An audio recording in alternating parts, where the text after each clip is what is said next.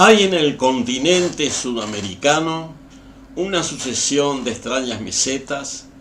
A veces son cerros más o menos aislados, chatos en la parte superior, sobre todo localizados al sureste del continente, en latitudes templadas.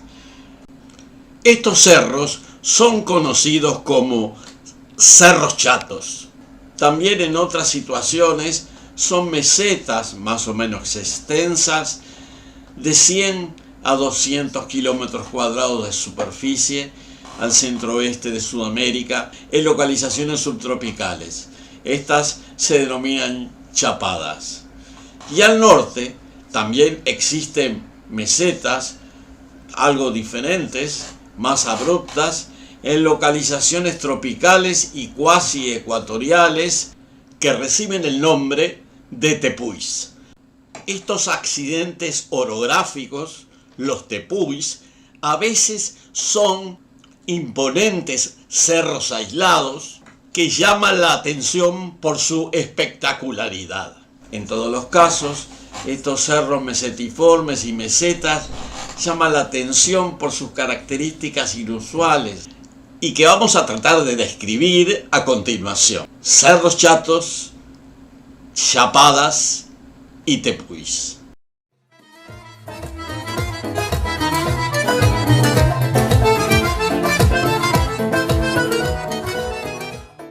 Estuve trabajando en varias oportunidades en zonas de cerros chatos en Uruguay, chapadas en Mato Grosso y tepuis en el sur de Venezuela. Y debo decir que son paisajes orográficos muy particulares en los que contrastan las escarpas empinadas y abruptas con las superficies tabulares superiores. A pesar de las distancias entre estos diferentes tipos de cerros y mesetas, tienen algunas características comunes que llaman la atención. En primer lugar, los cerros chatos, las chapadas y los tepuis se apoyan en formaciones sedimentarias. Los cerros chatos de Uruguay están constituidos por areniscas jurásicas, o sea, de 120 a 200 millones de años, de las formaciones Tacuarembó y Buenavista, en Uruguay, y Botucatu y Piramboya, en el sur de Brasil. Estas areniscas son friables y fácilmente erosionables, pero en algunos casos están protegidas por capas delgadas de lavas basálticas o de las propias areniscas metamorfizadas por las lavas, las que se llaman areniscas fritas. Las chapadas también están constituidas por areniscas, que en la superficie pueden estar consolidadas por procesos de formación de suelos ferralíticos, o sea, latosoles o lateritas. La formación de base de estas chapadas, por ejemplo, en la chapada dos Guimaraes, son areniscas devónicas en su piso inferior, la llamada formación Furnas, con unos 300 millones de años, y por encima areniscas jurásico-cretásicas, que es la misma formación que se encuentra en los cerros chatos del sur, la formación Botucatu de 120 a 200 millones de años. Los tepuis están también estructurados sobre una base de areniscas. No se sabe exactamente la edad de los mismos, pero es probable que respondan a los mismos procesos que dieron lugar a la formación Botucatu más al sur. Tanto en Uruguay como con la formación Tacuarembó, donde además de formarse los cerros chatos se modeló una potente escarpa erosionando la superficie basáltica de la parte superior, debajo de la cual se encuentran las areniscas, que a su vez contiene uno de los acuíferos más potentes de Sudamérica, el acuífero Guaraní. Las chapadas, por su lado, también han desarrollado potentes escarpas, como la chapada dos Guimaraes y la chapada dos Parecis en su porción sur. Finalmente, los tepuis, que experimentaron procesos similares, pero con mucho más intensidad. Las escarpas y laderas escarpadas son muy profundas y abruptas, con desniveles de varios cientos de metros. Desde el punto de vista causal, parecería que hace unos 150 millones de años se desarrollaron formaciones sedimentarias de clima árido y semiárido en todo el continente existente en aquella época, lo que se llamó el continente de Gondwana. Los bloques más resistentes sobrevivieron, mientras que los más friables fueron erosionados. Precisamente las diferentes planicies y picos mesetiformes constituyen estos restos geológicos de esa época. La Chapada dos Guimarães está ubicada en el borde noroeste de la cuenca sedimentaria del Paraná, una estructura geológica que contiene secuencias sedimentarias y volcánicas de edad paleozoica y mesozoica, o sea, con formaciones de antigüedad variable entre 300 y 100 millones de años. La Chapada dos Guimarães, propiamente dicha, está constituida por chapadas o áreas mesetiformes elevadas que descienden abruptamente en acantilados que dan lugar a caídas de agua y al nacimiento de cursos fluviales que en este caso alimentan una zona llana e inundable conocida como el Pantanal brasilero. La cascada más conocida es la conocida como Véu de Noiva, que se forma por la caída del río Cochipó, de 86 metros de caída libre, y que es uno de los principales centros de atracción turísticos de la zona, que fue declarada Parque Nacional en 1989. Este parque, que se extiende por 32.600 hectáreas, incluye las áreas elevadas de meseta, las escarpas de arenisca y los saltos de agua asociados. Se encuentra en una zona ecológica conocida como el Cerrado, que es una sabana tropical arbóreo-arbustiva con clima tropical, alternativamente seco y lluvioso, y temperaturas elevadas la mayor parte del año.